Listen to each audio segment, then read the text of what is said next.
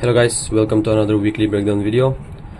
Today I'll be breaking down the second week of January, as you can see, starting from January 20, 2025.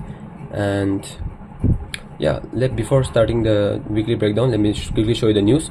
Monday there is President Trump speaks, and it's also the inauguration day. January 20, Donald Trump was elected or inaugurated as the president of USA. And Tuesday there is claim and count change. Wednesday there is no news. Thursday there is unemployment claim, President Trump speaks, and Friday there is whole bunch of news. So yeah, this is the news, and without wasting any time, let's start with the weekly breakdown. And the weekly candle bias is clearly bearish because of how that candle closed right there. So anything that's aligning with the weekly bias being bearish will be considered a higher probability trade, right? You guys know what I do by now, I can guarantee you for a fact. And also DXY is so overstretched now, meaning the market is so bullish for months now. The market was bullish for months, higher highs, higher lows, higher highs. Now it needs a correction move, right? We are not predicting that. The price is showing me that, but until and unless the price shows me that it wants to make a correction move, I don't consider it like it did here, right? So I want to see some sort of bearish candle right here. So until now the weekly bias is clearly bullish, and even if in the text the weekly bias on DXY is bullish and GU is bearish. So that was one thing. Now going on GBP USD on the daily time frame, clearly I trade the daily bias, you guys know by now. So obviously, according to how this Friday candle closed, on Monday I will be looking for sells. And if I go to confirm now bias on GBP USD was bullish, as you can see how this Friday candle closed. So the weekly and the daily were aligning, and whenever the weekly and the daily bias are aligning, I trade Mondays. Simple as that. I have made my trading so much simpler that anyone can do it, mate. So on the 4 hourly, the price was still in this bearish solidified range, as you can see, which I have unmarked due to some inconveniences. And right now on the H1 time frame, I believe on Monday I didn't. Okay, so on Monday I did took a trade. I waited for the Asian range to close. The Asian range closed. The Asian high liquidity got swept. My main trade, I was looking for a trade from this supply zone right around here. A previous structural liquidity sweep. Higher time frame bias was bearish. Point of interest would have got mitigated if it came here. And previous structural liquidity sweep, and then a beautiful move to the downside. So this trade, without wasting any time, let me show you. The price literally went up, swept the Asian high. After sweeping the Asian high, it was consolidating, meaning the price was accumulating. And whenever the price accumulates, we know that the big banks are accumulating orders in that case. So this trade I have taken on the M5 after the change of character right here. After the change of character, I drew my Fibonacci retracement, and after I drew my Fibonacci retracement, I entered at this equilibrium level. It was a 1:3 risk to reward, 13.5 pip stop loss. Not one of the best trades. This trade right here is not one of the best trades, but I have just taken it because obviously our MAC model has appeared here, and also Monday there was Trump inauguration. So trading New York would make no sense. So that's why I've taken this trade. It was a banger, as you can see. This trade was a winning trade, as you can see right there. And yeah, so now here we can clearly see the New York session. Before the New York session, literally huge momentum kick in the market. I don't know, yes, because of the Trump news and all. So Monday was a clear Monday. My bias was bearish. I took a trade. I won, right? So Monday was a winner, as you can see right there. Look, if you can stay patient in the weeks where you lose, and you can take the trades regardless of how you feel in the markets, in the next weeks you can win, bro. Last week we didn't got much trades, but this week we get so many trades, right? So look, if you show up every single day, you will get lucky. You will not miss the lucky day, right? That is why showing up every single day is so important, because if you don't show up every single day, you might miss the lucky day. You will get lucky one day, right? So only the hardest working people get lucky because they never miss a day. And yeah, sooner or later they figure out the thing and they get lucky. People call it lucky, but it's hard work, bro. It's blood, sweat and tears. Nobody has achieved any kind of success till date without going through hardships, without going through adversities, bro. That's a lie, and many people cop out to that. It's their prerogative. I don't give a fuck. So now Monday closed as a bullish candle. Now on Tuesday, obviously I will look for buys because I trade the daily bias. Even if it's not aligning with daily weekly bias being bearish, I will trade with the daily bias, right? You guys know by now. And it also makes sense on Tuesday to go and fill up this daily fair value gap. So Tuesday I'm looking forward to buy, and if I'm looking forward to buy on the H4, I am looking for some sort of market structure shift, which we didn't got as of now. This right here, this bearish solidified range, this right here, I consider this personally, I consider this as a liquidity sweep because of how this candle closed. If it was a body close, I would have considered it as a change of character, but that was a wick, so wicks I considered as a liquidity sweep. So yeah, that is what I was looking for. And now going on Tuesday, I was looking for buys. So obviously waited for the Asian range to close. The Asian range was very, very big, as you can see. The Asian range was 98 pips. So whenever the Asian range is very big, we know that the price tends to not give the move.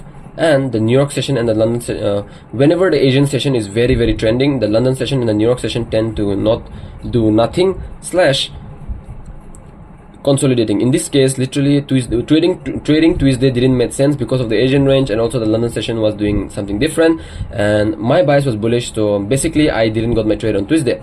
Tuesday would have been a no trade day for me, as the Asian range is very big, and we know when it's very big, the London and the New York tends to be small, and also the setup didn't appear. So you can also see the call outs, as you can see right here, which I've written right somewhere on here. And yeah, Tuesday was a no trade day for me. So not trading on Tuesday literally gave me, my bias was already bullish. So we see that Tuesday literally went down, filled up this rebalanced the price to the T, and now it is giving a bullish candle again. So Wednesday again I'm looking for buys because of how this candle closed, and on DXY it is aligning with the weekly daily bias being bullish on GBP USD. So both are aligning. And also on Wednesday there is no news, so whenever there is no news in the market, it's a good sign, to be honest. So now going on the H4, finally the breakout happened from this bearish solidified range. So now the change of character happened on the H4 time frame, as you can see right there. And yeah, even the H4 time frame is now aligned with the higher time frames. So now obviously waited for the Asian range to close, and after the Asian range closed, the demand zone that I was looking to trade from was on the M15, because like Tuesday was a very, very bullish day. As you can see, it was a bullish pin bar, right? Also the price went down, swept the Asian low, swept previous structural liquidity, mitigated the M15 demand, and then gave us the move. It was a beautiful move. It was an A-class setup, to be honest. This right here is an A-class setup. Cleanest MAC model aligned with the higher time frame and the supply demand strategy that we use I have ever seen. Everything we want to see in a trade was beautiful. Entry, everything, right? So it was a A-class setup. This trade I would have taken any day, even if it's a loss or win, doesn't matter.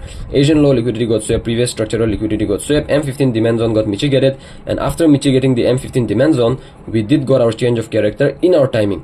The most important thing is in our timing. Lower highs, lower lows, mitigated the demand zone, Asian low liquidity sweep, previous structural liquidity sweep, and we know that whenever price sweeps a lot of liquidity, the probability of the move happening becomes more probable, right? So in this case, literally the change of character happened on the M5. We waited for the OTE level to the equilibrium to get hit, which got hit to the T. Also the OTE level got hit. I entered the trade without any reservation or hesitation. Even if I lost this trade, I would have just let it go. And this was literally a banger, as you can see. This is the cleanest setup, bro. If you can take trades like this, bro, you are already profitable trader. You can spot trades. Now all you gotta do is do the thing, bro. I trust you, really. You got what it takes. Now all you gotta do is lock in and genuinely take the trades. Bro. And if you can do that, you will be profitable 100%. You are already a profitable trader, trust me. So Wednesday was a winning day for us. As you can see, New York session we didn't do the trade, because whenever on London session we get our move, I don't tend to trade New York, because why to trade New York if you already got your move on London, right? It will be over trading, and I don't want to overtrade. So now going on Trust Day, my bias is bullish on DXY according to how this Wednesday candle closed, and bias is bearish on GBP USD according to how this Wednesday candle closed. So according to how this Wednesday candle closed right there. Now also on the H4 time frame, as you can see, the change of character also happened to the downside. The change of character happened to the upside, and soon after that the change of character again happened to the downside, as you can see. So on Trust Day I was looking for sales, and if I'm looking for sales, I will look for some sort of supply zone. And also my it was aligning with the week, also it was aligning with the DXY bias, right? So Thursday was also a very clean day to trade. Thursday there was news unemployment claims, so London session we could have traded, and I was looking for a trade from this sort of H1 supply zone that I've marked right there. To be honest, not one of the strongest supply zone because it was not made in our session. As you can see, New York and London session didn't give us our zones. So these days I tend to not one of the highest probabilities because the zone was not in our session. But this trades works too. I've seen it work too. That's why I am considering it. So we know that the price, my bias is bearish, right? So if we get a MAC model here, we could also take a buy here. You know that, right? But we didn't got a buy. I have considered taking a buy here, but we didn't got a buy right here because the MAC model was not clean. But I was looking for a trade from this H1 supply zone. This was a valid H1 supply zone, not one of the strongest to be honest, but it was valid. And this trade also, we got our change of character. Everything we want to see in a trade was here. The only problem with this trade was it was not in our time window. As much as it sucks to say it, right, I would have not taken this trade even if this was a winner, because if I took this trade it would be breaking my trading plan, as you can see right there. Sometimes you just gotta not take the trades. As you can see, this would have been a beautiful 1:3.5 risk to reward, but I would have not taken this trade because this is not in our time window. This blue box right here is our time window, but this is not our time window, so I would have not taken the trade. Simple as that. So it was a beautiful trade on Thursday. It was not in our time window, so I didn't take the trade. But if it would have worked out, right? So let's see. Even now I am figuring out if trades like this work, and if it has a beautiful risk to reward and a good win rate, then I would consider it, bro. Why to not take the trades if it's so clean, right? So this trade, maybe I would have considered it, but maybe I would not. So here we can see my laptop is getting very hot, so now I have to do it quickly. So now we can see on London session we did got our move, but this was not in our time window, so I didn't take the trade. Simple as that, right? So now going on Friday. My bias is again bullish, and if my bias is bullish, I will look to fill up this fair value gap right here. And to fill up this fair value gap, my bias on Friday is bullish to fill up this fair value gap right there. And on DXY, my bias is bearish. My bias is bearish according to how this Thursday candle closed. That Thursday candle was also not one of the clearest. So what I did on Friday, I didn't took the trade. Simple as that. Friday was a very bullish day, and I have already back tested it, so I know it. Not one of the cleanest day to trade from, to be honest. But yeah, also on Friday there was huge amount of news, as you can see, Euro, GBP, USD. Whole day there was news. So yeah, this was a very beautiful week. Monday caught a trade, Wednesday caught a trade, Thursday caught a trade, Friday could potentially catch a trade. Every single day was a trading day for us on this week. It was a beautiful week, to be honest. January 2020, after the Trump inauguration, it was a beautiful week according to my understanding of the markets. And yeah, this is the weekly breakdown for you guys. And if you want to see this weekly breakdown callouts, then I would upload it on my important callout section. Watch out for that. And this is the weekly breakdown. Catch you on the next videos, and the next video will be about the trade breakdowns of Monday, Wednesday and Thursday. All the three I would backtest after coming from the gym. And yeah, today only I will do 10 backtests, because doing 15 backtests and not learning is better.